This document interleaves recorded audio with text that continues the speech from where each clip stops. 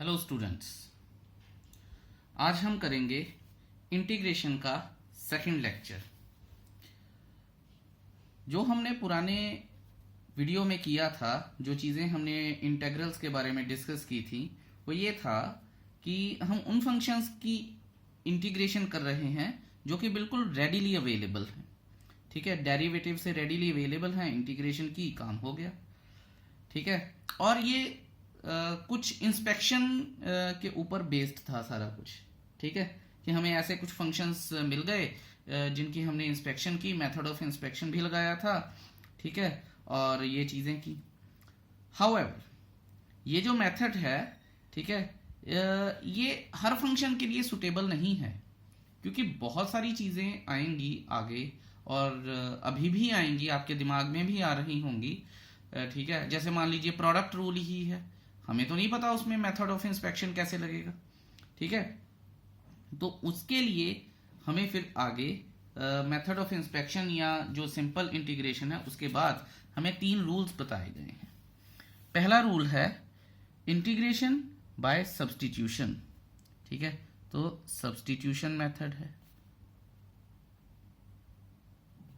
दूसरा रूल है integration partial fraction.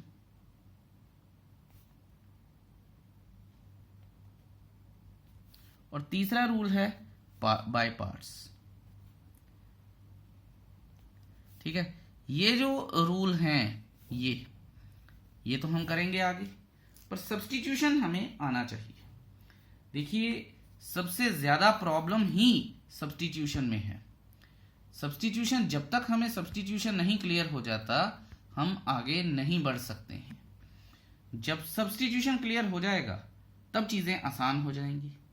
और मैं आपको बता दूं कि यही है असल में शुरुआत इंटीग्रेशन की। अब जैसे मैं एक एग्जांपल लेता हूं, e की पावर 2x। हमने लास्ट एक्सरसाइज में किया कि इसकी जो इंटीग्रेशन है वो होती है e की पावर 2x अपॉन 2 प्लस सी। अब स्टूडेंट्स अटक जाते हैं इस बात पे कि सर e की पावर 2x तो ठीक है, ये कैसे आया डिनोमिनेटर में 2? क्वेश्चन भी बड़ा वैलिड है।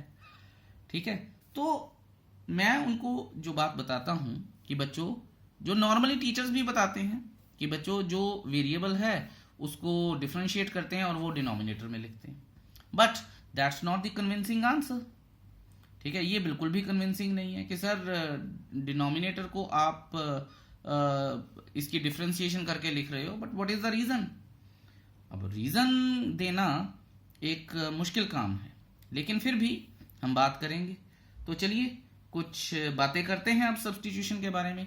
देखिए, बहुत ज़्यादा आराम से मैं चीज़ों को एक्सप्लेन करूंगा, उससे भी ज़्यादा आराम से आपको इन चीज़ों को समझना है, क्योंकि अगर ये मेथड आपको नहीं आया तो इंटीग्रेशन नहीं समझ में आएगी। सो बहुत ध्यान से। ठीक है जी। अब जो चीज़ मैं बताने जा रहा हूं वो जितनी ज्यादा इंपॉर्टेंट है उतनी ही ज्यादा आसान है, लेकिन फर्क सिर्फ इतना कि कोई बताता नहीं है। तो हम उस चीज को ध्यान से देखेंगे। मैं एक एग्जांपल ले रहा हूं cos x dx और इसकी इंटीग्रेशन की। बच्चे बोलेंगे सर इसमें क्या बड़ी बात है? लिख लीजिए sin x प्लस सी। ठीक है, बिल्कुल ठीक है भी है, आसान सी बात है, कोई लंबी चौड़ी बात है नहीं है। बच्चों, एक बात आप याद रखिएगा कि ये क्या है dx, और इसे मैं अपनी भाषा में बोलता हूं ऑपरेटर। ये पूरे फंक्शन को ऑपरेट करने के लिए ये चीज होती है। ठीक है, जो मैंने बताया है उसका ध्यान रखिएगा और उससे आगे बात भी करेंगे कि पूरे फंक्शन को ऑपरेट करने के लिए इंटीग्रेशन में ये चीज होती है जिसे ऑपरेटर बोला जाता है। ये होता है फंक्शन या इंटीग्रैंड बोलते हैं जिसे। एनी हाउ, वो टेक्निकलिटीज में जाने की जरूरत नहीं है हमें। अब मान लीजिए कि cos 5 या 2x होता, dx है। ठीक है, तो क्या होता? अब बच्चे कहते हैं सर आपने जो सिखाया था वो ये था कि sin 2x upon 2 plus c, and question still remain same कि ये 2 कैसे आ गया। तो सुनिए बच्चों, इसका जवाब ये है कि ये जो ऑपरेटर है, ये होता है इसके लिए। अगर ध्यान से अब सुनिएगा, अगर cos 2x d2x होता तो यहां आता sin 2x प्लस c, नीचे वाला 2 नहीं आता। तो कहने का मतलब ये है कि यहां पे तो x है, ठीक है, और यहां पे 2x है, तो करें कैसे? इसीलिए इस सारी चीज के लिए ये 2 आता है। पर सर ऑटोमेटिकली हमें कैसे पता चला कि डिफरेंशिएशन ही करनी पड़ेगी? अब ये भी एक वैलिड पॉइंट है, तो उसके बारे में भी बात करेंगे। अब सुनिए बात और एक्सप्लेनेशन लीजिए। इन चीजों को, जो फंक्शन है उसको तभी इंटीग्रेट किया जा सकता है जब वहां पे ऑपरेटर भी उसी वेरिएबल में हो, ठीक है। अब जैसे मान लीजिए cos 2x है, एक मिनट मैं आपको बताता हूं। cos 2x है और ऑपरेटर क्या है? Only x। अगर ऑपरेटर ओनली x है तो कैसे हम इसको लॉजिकली हम इसे इंटीग्रेट ही नहीं कर सकते हैं, ठीक है, जब तक यहां पे 2x नहीं होगा या यहां पे x नहीं आएगा। तो लॉजिक इसका ये है। I hope that is clear to you कि आपको इस बात को समझना पड़ेगा कि ऑपरेटर इसको ऑपरेट करेगा। ऑपरेटर ऑपरेट कैसे करेगा? जब उसके पास एलिजिबिलिटी नहीं है, फंक्शन की एलिजिबिलिटी ही नहीं बन रही उसको ऑपरेट करने की, ठीक है। तो ऑपरेट करने के लिए फिर इनको और इनको वेरिएबल्स को अलाइन होना पड़ेगा। समझ आई बात? जैसे मैंने आपको e की पावर 2x dx बोला है, तो ऑपरेटर अलग है और ये चीज अलग है, कैसे करें? हो ही नहीं सकता, ठीक है। अब कुछ ना कुछ रास्ता तो निकालना पड़ेगा, तो चलिए रास्ता निकालते हैं। ओके, अब हमारे पास सॉल्यूशन क्या बचता है? चलिए इसकी बात छोड़ते हैं, अब इसकी बात करते हैं। अब हमारे पास सॉल्यूशन क्या बचता है कि इस वेरिएबल को चेंज करना पड़ेगा, जो कि एक वेरिएबल हो जाए और वही वेरिएबल यहां पे भी हो। यही इसका एकमात्र सॉल्यूशन है हमारे पास, ठीक है। अब देखिए, शुरू करते हैं बात कि let 2x is equal to t आ गया, ठीक है। अगर 2x is equal to t आ गया, अब मैं इनको डिफरेंशिएट कर रहा हूं, but with respect to nothing. With respect to मैं बोलूंगा ही नहीं। तो अगर मैं इसे डिफरेंशिएट कर रहा हूं, 2 कांस्टेंट बाहर गया, यहां आ गया dx और यहां आ गया dt। समझ आया आपको? अच्छा, अब आप ये देखिए कि अगर dx है तो ये क्या है? dt/2 है। अब ये सारी वैल्यू को यहां सब्सटीट्यूट करेंगे, तो करें, देखिएगा 2x को t माना है, cos t हो गया, और dx क्या है? dt/2, ठीक है, और ये 2 जो है वो कॉमन होता है। आई होप ये आपको क्लियर है, क्योंकि कांस्टेंट है तो इसको मैं ऐसे लिख सकता हूं, 1/2 बाहर आ गया, cos t dt। देखिए फंक्शन और ऑपरेटर हो गए ना सेम, यही सब्सटीट्यूशन है। आपने सब्सटीट्यूट किया ना, ये देखिए आपने यहां सब्सटीट्यूट किया। अब ये देखिए 1/2 sin t, सिंपल इंटीग्रेशन हो गई, ठीक है, प्लस c आ गया। लेकिन क्वेश्चन क्या था हमारा? क्वेश्चन तो x में था, आंसर भी x में आना चाहिए। तो 1/2 sin 2x प्लस c, ठीक है। क्या आपको यही आंसर बताया गया था? 1/2 sin 2x प्लस c। So this is the whole logic behind this denominator. हम डिनोमिनेटर करते ही क्यों हैं? डिनोमिनेटर एक्चुअल में सब्सटीट्यूशन के लिए यूज किया जाता है और सब्सटीट्यूशन से ही ये चीजें आती हैं। आई होप ये चीज अब आपको क्लियर हो गई होगी। अब कोई भी क्वेश्चन उठाइए, कुछ भी कीजिए, लॉजिक यही लगेगा। I hope that is clear to you. अब बच्चों की तरफ से क्वेश्चन आता है कि सर ये सारी जगह लग जाएगा? तो देखिए बच्चों, सारी जगह तो नहीं लगेगा, क्योंकि अगर मल्टीप्लिकेशन आ जाती है, कोशंट आ जाता है, तो हमें नॉर्मल इंटीग्रेशन भी यूज करनी पड़ेगी। पर हाँ, कुछ जगह लग सकता है, वहां आप देख सकते हैं कि कहां कहां ये लगेगा, ठीक है। तो चलिए मैं आपको एग्जाम्पल 5 का फर्स्ट पार्ट करता हूं, दोनों तरीके से करूंगा। देखिए उन्होंने बोला है integrate with respect to x. तो हमारी ये बातें तो हो चुकी हैं, sine m x d x और इंटीग्रेट हो गया।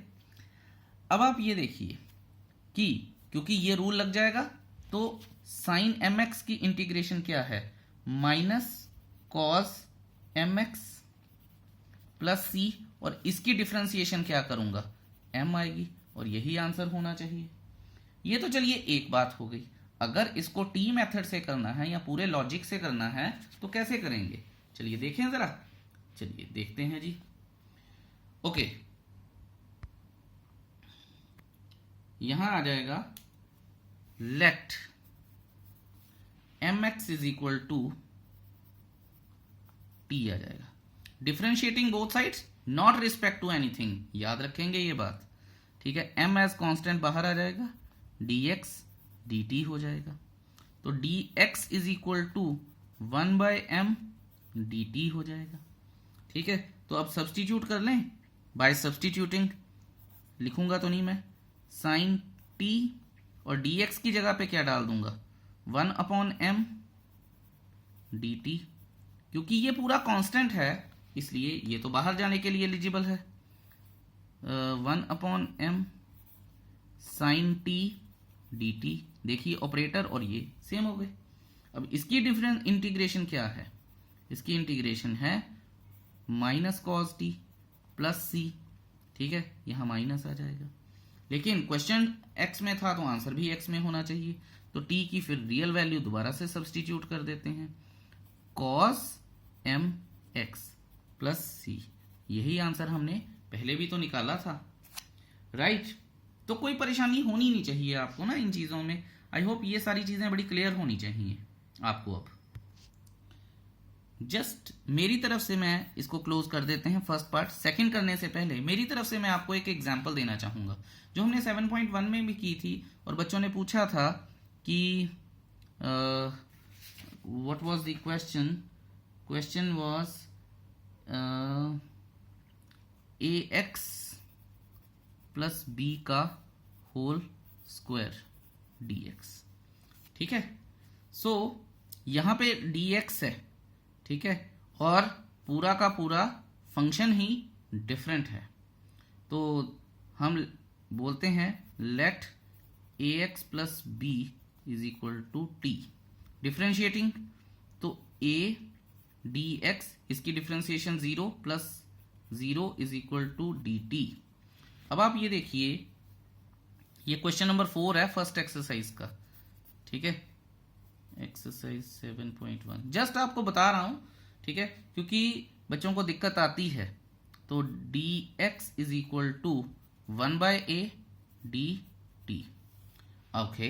अब आप ये देखिए t का स्क्वायर और इंटू 1/a जो कि बाहर चला गया, और डी टी, अब ऑपरेटर और फंक्शन, ठीक है। अब सिर्फ हमें क्या करना है, हमें तो इंडेक्स रूल लगाना है, 1/a टी का क्यूब अपॉन 3 प्लस सी, ठीक है जी। टी की वैल्यू क्या थी, ए एक्स प्लस बी का होल क्यूब 3 प्लस सी, यही तो आंसर पहले भी आया होगा, ठीक है, कोई दिक्कत होनी ही नहीं चाहिए आपको। और अब आप खुद से ट्राई कीजिएगा, e की पावर 2x की इंटीग्रेशन e की पावर 2x अपॉन 2 प्लस सी क्यों होती है, ठीक है। ये तो हो गई मेरी तरफ से कुछ चीजें। अब हम 7.2 के एग्जाम्पल की सेकंड पार्ट की बात कर लें कि कैसे करना है, let's see. Okay, second part है हमारे पास 2x sine x square plus 1 D x, क्योंकि विद रिस्पेक्ट टू एक्स है, ठीक है। अब उसने हमें बोला क्या है, उसने ये बोला है कि इसको इंटीग्रेट कीजिए। ये तो चलिए पूरा थीटा हो गया, ये मल्टीप्लिकेशन में आ गया। अब हम सीखेंगे सब्स्टिट्यूशन के थोड़े से गुण ज्ञान करेंगे उसका, और देखेंगे कि क्या क्या होता है। देखिए और बड़े ध्यान से समझिएगा कि 2x है, हमारे पास ऑपरेटर ये है, या तो मैं इसको उड़ाऊं या इसको उड़ाऊं, थीटा तो कभी भी नहीं खत्म होता, ठीक है, थीटा सब्सटीट्यूट हो सकता, थीटा खत्म नहीं हो सकता जब तक ट्रिग्नोमेट्रिक रेशो है। और आपको प्रोएक्टिव होना पड़ेगा और खुद से दिमाग लगाना पड़ेगा कि करें क्या। आप देखिए कि इसकी डिफरेंशिएशन कीजिए तो 2x + 0 आ जाएगी और 2x इसको काट देगा, ठीक है, क्योंकि मल्टीप्लिकेशन अगर कट सके तो, ठीक है। सो हमें इन चीज़ों का ध्यान रखना है। अब आप ये देखिए कि करना कैसे है। Let x² + 1 = t। Differentiating both sides with respect to x नहीं लिखना है, तो मैं यहां लिख रहा हूं डिफ्रेंशिएटिंग बोथ साइड्स 2x + 0, ठीक है। इसके साथ हमें dx भी लिखना चाहिए, चलिए पहले मैं dx लिख देता हूँ, +0 dt आ जाएगा। तो dx = dt/2x आ जाएगा। सब्स्टिट्यूट करते हैं अब इन वैल्यूज को, लेट्स सी। अब देखिए 2x को एज इट इज रहने दूंगा मैं, साइन x² + 1 को मैंने t माना था, dx की वैल्यू मेरे पास dt/2x आ गई। ये और ये कट गए, मेरे पास क्या बचा, साइन t dt। देखिए ऑपरेटर ने उसको अलाउ कर दिया है अब कि वो इसकी इंटीग्रेशन कर सकता, माइनस cos t + c, ठीक है जी। अब t की वैल्यू क्या थी, t की वैल्यू हमारे पास थी x² + 1, नीचे कुछ नहीं बचा सो हम कुछ नहीं लिखेंगे। So -cos x² + 1 + c, that is the answer. I hope that is clear to you. So अब आपने सीखा कि सब्स्टिट्यूशन को किस तरह से करते हैं। ये बड़ी आसान लग रही होगी, है भी है वैसे, ऐसी बात नहीं है कि सब्स्टिट्यूशन आसान नहीं है, सब्स्टिट्यूशन आसान है, पर आपको थोड़ा सा इसको ध्यान से करना पड़ेगा। ओके, चलिए अब थर्ड पार्ट करते हैं और देखते हैं कि थर्ड पार्ट की रिक्वायरमेंट क्या है हमसे। लेट अस सी। चलिए जी थर्ड पार्ट करते हैं। बड़ा ही अच्छा हमारे पास ये इसका कुछ सिस्टम है, सो बड़े ध्यान से देखिएगा, अच्छा क्वेश्चन है। tan⁴ √x sec² √x /√x dx, ठीक है। इसके बाद बात की जाएगी कि हम कैसे इसको पहचानेंगे, क्या करेंगे, लेकिन अभी करते हैं। मान लीजिए ये क्वेश्चन है हमारे पास and it's really a problem कि मैं इसे सॉल्व कैसे करूं, ठीक है। जैसे जैसे आप थोड़े से एक्सपर्ट होते जाएंगे आपको ये चीज़ें बड़ी आसानी से आती जाएंगी, लेकिन अभी तो प्रॉब्लम है हमारे पास कि इसको कैसे समझें, क्या करें। तो हम क्या करेंगे अभी इसमें, कुछ भी नहीं दिख रहा, डिनोमिनेटर हो नहीं सकता, मल्टीप्लिकेशन हो नहीं सकती, सब कुछ ही है और ये ज़्यादा प्रॉब्लम दे रहा है, ठीक है। तो करते हैं late √x = t, differentiating both sides not with respect to x or not with respect to anything, simple differentiation है, ठीक है। तो ये आ जाएगा 1/2 √x dx और dt आ जाएगा, है ना। अब इस सारी चीज को अगर मैं लिखना भी चाहूं तो dx = 2 √x dt आ जाएगा। तो dx को सब्स्टिट्यूट कर देते हैं और √x को t सब्स्टिट्यूट कर देते हैं, तो चलिए करते हैं। सो tan⁴ t sec² t upon, अब देखिएगा ध्यान से कि √x को आपने t लिखना है या नहीं लिखना है।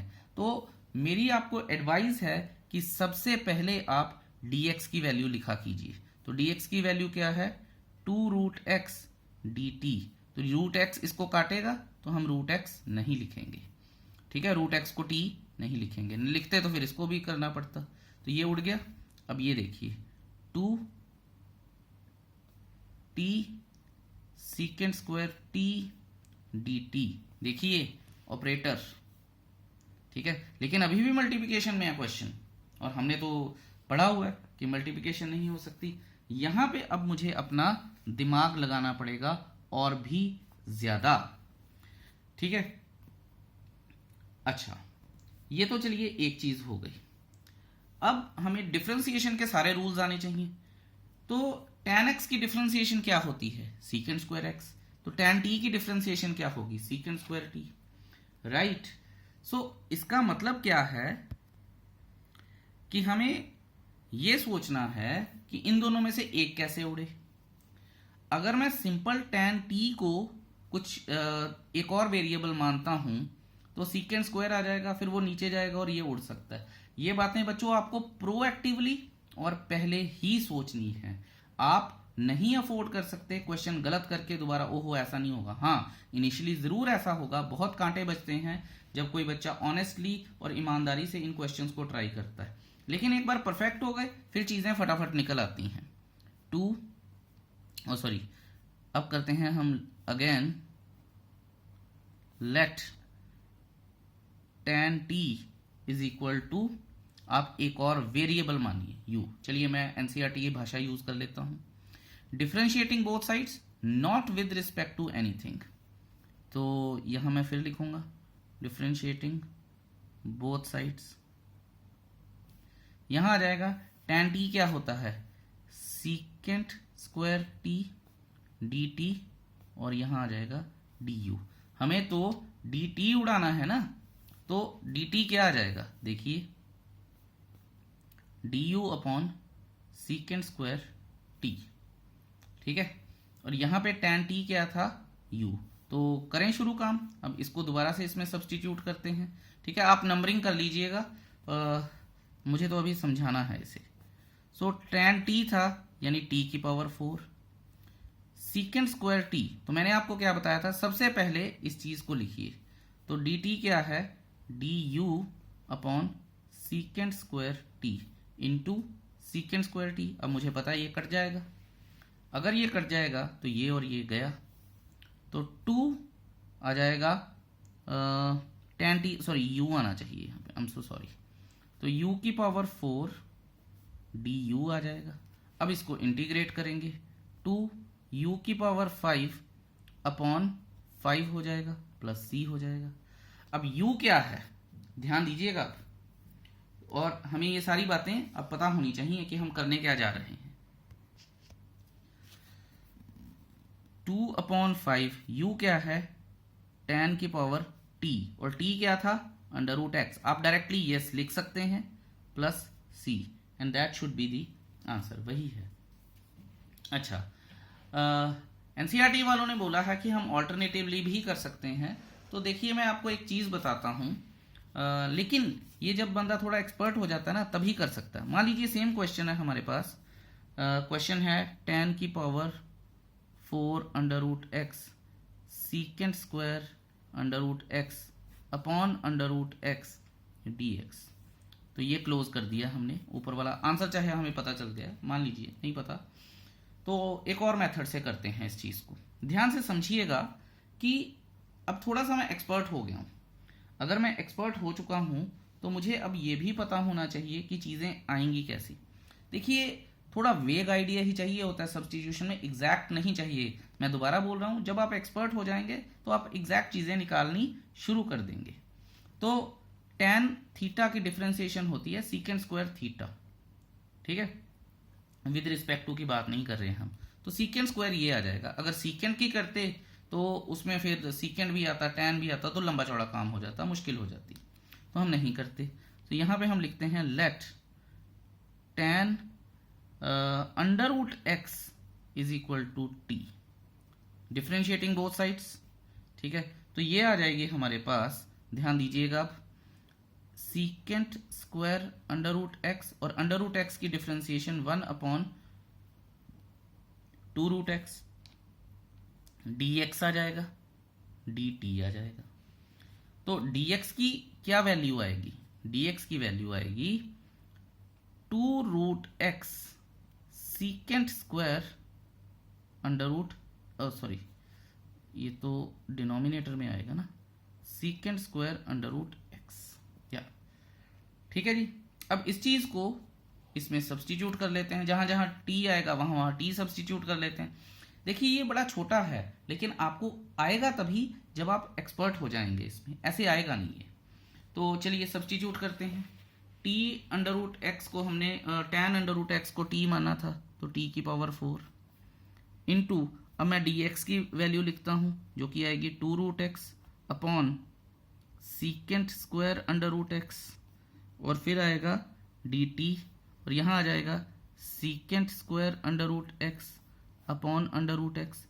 ये और ये गया, ये और ये गया, तो मेरे पास क्या बचा, 2 एज कांस्टेंट बाहर आ गया, टी की पावर 4 डी टी आ गया। देखिए ऑपरेटर, यही इंपॉर्टेंट चीज समझानी है मुझे आपको।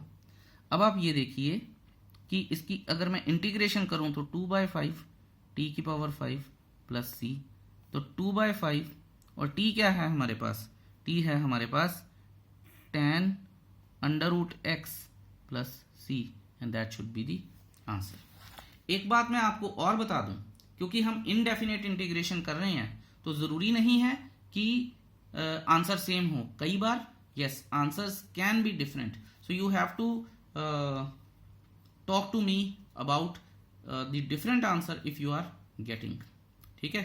लेकिन ये सारा सिस्टम है इंटीग्रेशन का अभी तक बाय सब्स्टिट्यूशन। आई होप आपको इंटरेस्टिंग भी लगा होगा और मजा भी आ रहा होगा। चलिए अब फोर्थ पार्ट करते हैं और देखते हैं कि वो क्वेश्चन हमसे क्या डिमांड करता है। ओके, क्लोज करते हैं इसे, बड़े प्यार से फोर्थ पार्ट करेंगे हम। ओके, और स्टेटमेंट लिख लेते हैं, sine tan inverse x 1 plus x square dx आ गया, ठीक है जी। अब देखिए सब्स्टिट्यूशन को थोड़ा सोचना कैसे है, आगे मैं और भी बातें बताऊंगा, लेकिन अभी यहां पे देख लेते हैं। देखिए अगर मैं इसको t मानता हूं तो 2x आ जाएगा, 2x एडजस्ट कहां पे करूंगा, कहीं भी नहीं, तो 2x जो है वो बचा का बचा रह जाएगा, यहाँ पे dt हो जाएगा और बड़ी मुश्किल हो जाएगी मुझे। tan इनवर्स x को अगर मैं t मानता हूं तो ये आ जाएगा 1/1 प्लस एक्स स्क्वायर आ जाएगा, और यहाँ भी 1/1 यहाँ भी 1 प्लस एक्स स्क्वायर है, तो चीजें शायद कुछ सिमेट्री में आ जाएं।